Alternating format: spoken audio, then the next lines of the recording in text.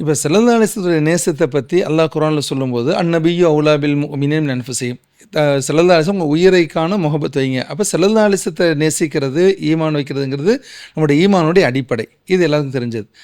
அதே மாதிரி ரசூல் ஸல்லல்லாஹு அலைஹி வஸல்லத்துடைய கண்ணியம் நிறைந்த குடும்பத்தினர்களை நேசிக்கிறதும் ஈமானில் கட்டுப்பட்டதாகுமா சார்? ஈமானில் கட்டுப்பட்டது என்று நபி ஸல்லல்லாஹு அலைஹி வஸல்லம் அவர்கள் சொல்லி காட்டுகிறார். ஹலரத் அப்பாஸ் ரலியல்லாஹு அன்ஹு அவங்கள பார்த்து சொன்னாங்க ஸல்லல்லாஹு அலைஹி வஸல்லம் அவர்கள், லா யதுஹுலு கல்ப ரஜுலின் அல் ஈமான், எந்த மனிதனுடைய உள்ளத்திலும் ஈமான் பிரவேசிக்காது, ஹத்தா யுஹிப்பக்கும் லில்லாஹி வல் ரசூலி, உங்களை நேசிக்க வேண்டும். அப்பாஸ் ரலியல்லாஹு அவங்கள பார்த்து சொல்கிறாங்க. கும்ங்கிறது பன்மை வார்த்தை. ஆனால் அப்பாஸ் ரலியல்லாஹு அவங்களும் ஸல்லல்லாஹு அலைஹி வஸல்லம் மற்ற குடும்பத்தினர்களும், ஏன்னா அப்பாஸ் ரலியல்லாஹு ஸல்லல்லாஹு அலைஹி வஸல்லம் குடும்பத்தினர் தானே. யுஹிப்பக்கும், அந்த நேசம் எதுக்கு இருக்கணும்? லில்லாஹி, இறைவனுக்காக இருக்கணும்.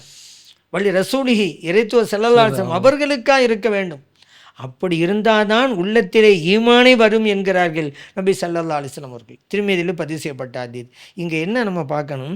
ஈமானோடு தொடர்பு படுத்துகிறாங்க நபி ஸல்லல்லாஹு அலைஹி வஸல்லம் அவர்கள்.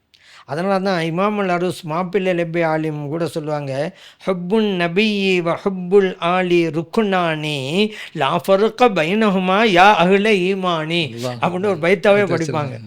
நபி ஸல்லல்லாஹு அலைஹி வஸல்லம் அவர்களை நேசிப்பதும் அவருடைய குடும்பத்தினர் நேசிப்பதும் ருக்குனானி, ரெண்டுமே ஃபர்லுங்கிறாங்க.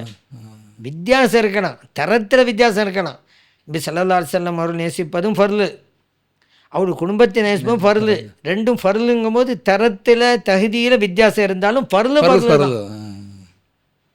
அப்புறம் சொல்கிறாங்க, லா ஃபர்க பைனஹுமா, இந்த ரெண்டுக்கு மத்தியில் வித்தியாசம் கிடையாது. யா அகல ஈமான், ஈமான் வாழா அப்படிங்கிறாங்க.